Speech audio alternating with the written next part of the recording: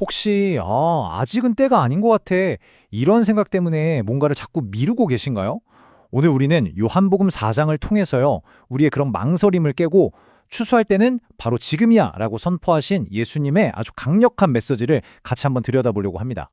우리가 살면서 특히 신앙생활을 하다 보면 이런 말 참 자주 하게 되죠. 아직은 때가 아닌 것 같아요. 제가 마음의 준비가 좀 더 필요해서요.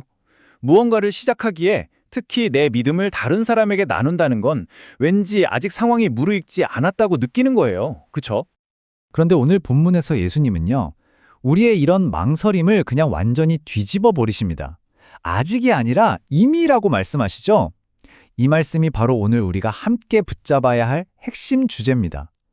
인간의 주저함과 하나님의 긴급한 부르심이 얼마나 다른지를 보여주는 정말 강력한 대조라고 할 수 있죠.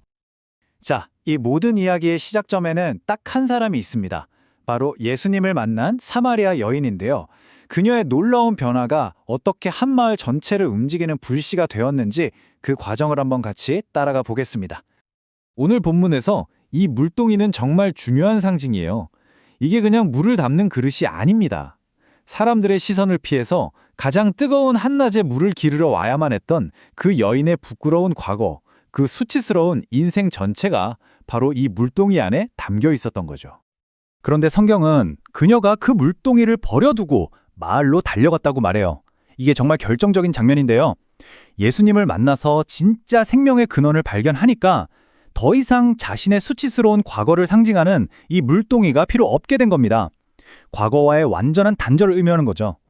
여기서 정말 흥미로운 점은요. 그녀의 증언이 무슨 대단하고 신학적으로 정제된 말이 아니었다는 거예요.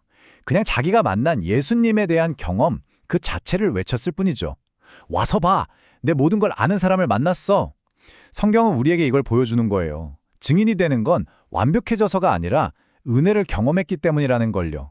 하나님은 대단한 사람보다 은혜를 아는 사람을 통해서 일하십니다.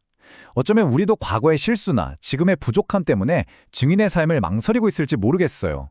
하지만 오늘 본문은 바로 우리의 경험, 은혜를 만난 바로 그 이야기가 가장 강력한 증거라고 말해주고 있습니다. 자, 한쪽에서는 한 여인이 과거를 버리고 새로운 증인으로 달려가는 이런 놀라운 변화가 일어나고 있는데 그동안 예수님의 제자들은 무엇에 집중하고 있었을까요? 그들의 관심사는 사실 조금 다른 데 있었어요. 이제 예수님과 제자들의 대화를 통해서 그 시각 차이가 얼마나 컸는지 한번 살펴보겠습니다. 제자들이 음식을 가져와서 권하니까 예수님이 정말 알쏭달쏭한 말씀을 하세요. 제자들은 당연히 누가 몰래 먹을 걸 갖다 드렸나? 하고 오해하죠. 이 말씀은요. 예수님의 진짜 목적과 기쁨의 원천이 무엇인지를 알려주는 아주 중요한 복선이 됩니다. 이 표를 보시면 그 차이가 한눈에 딱 보이죠. 제자들은 당장 눈앞의 육체적 배고픔에만 집중했지만 예수님께는 그보다 훨씬 더 중요한 양식이 있었습니다.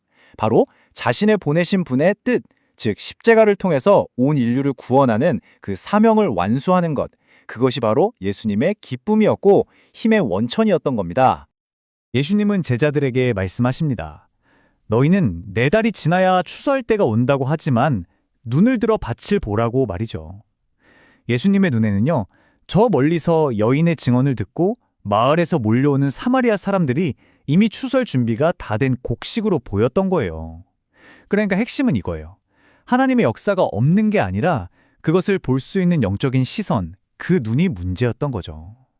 이건 오늘 우리에게도 똑같은 질문을 던집니다. 우리는 지금 우리의 삶의 자리에서 제자들의 눈으로 장애물만 보고 있나요? 아니면 예수님의 눈으로 이미 준비된 추수밭을 보고 있나요?